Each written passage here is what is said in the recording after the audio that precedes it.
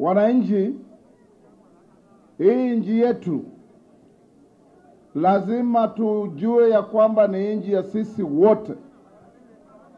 Wale wanasiasa ambao wanaleta siasa ya matusi vile Osoro amesema,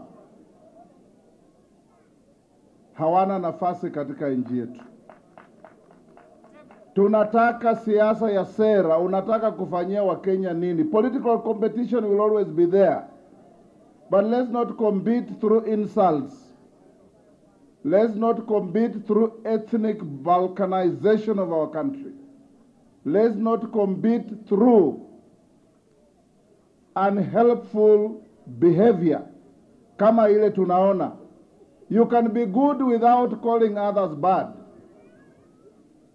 Sisi tunataka siasa ya kupendana.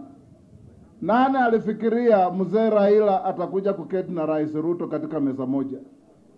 Wakati tulikuwa tunabishana, mzee Raila, Prime Minister wetu wa zamani, alikuwa anataka kuwa rais. Sisi tulitaka Rais Ruto akuwe rais. Wakati kura ilikwisha, mzee Raila akasema Kenya is bigger than any single individual. Ndio tukaingia broad-based government. And that is what it should be.